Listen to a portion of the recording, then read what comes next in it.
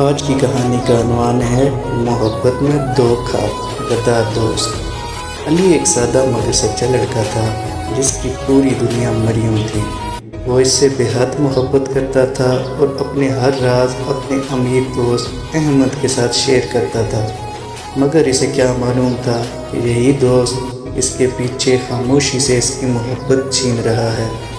آہستہ آہستہ مریم بدلنے لگی۔ ایک دن علی نے اسے احمد کے ساتھ کیفے میں دیکھ لیا، جہاں دونوں کی ہنسی نے اس کا دل توڑ دیا۔ احمد نے ہنستے ہوئے کہا کہ علی صرف ایک آپشن تھا، اور مریم نے بھی صاف کہہ دیا کہ اس نے محبت نہیں بلکہ پیسہ چنا۔ علی خاموشی سے ٹوٹ کر چلا گیا، مگر اصل ٹوسٹ یہاں سے شروع ہوا۔ علی نے سب کچھ چھوڑ کر محنت کی اور چند سالوں میں ایک کامیاب انسان بن گیا، لیکن اس کی کامیابی کے پیچھے ایک راز تھا۔ وہ کمپنی جس میں احمد کام کرتا تھا، علی نے وہی کمپنی خرید لی۔ احمد اب اس کے نیچے ایک ملازم بن چکا تھا۔ ایک دن آفس میں مریم دوبارہ آئی، آنکھوں میں آنسو اور آواز میں پچھتاوا۔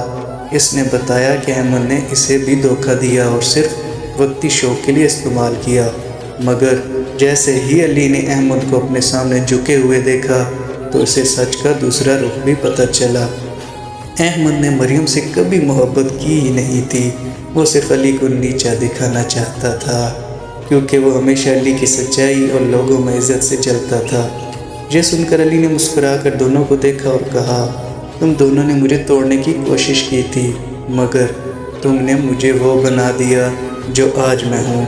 پھر اس نے احمد کو نوکری سے نکال دیا اور مریم کو ہمیشہ کے لیے نظر انداز کر دیا، مگر آخری ٹوسٹ تب آیا جب علی اکیلا بیٹھا تھا اور اس نے ایک تصویر نکالی۔ وہ مریم کی تھی۔ اس کی آنکھوں میں آنسو آ گئے، کیونکہ حقیقت یہ تھی کہ وہ آج بھی اس سے محبت کرتا تھا، بس اب وہ کبھی ظاہر نہیں کرے گا۔ چینل کو لائک اینڈ سبسکرائب لازمی کریں۔ آپ کی محبتوں کا شکریہ۔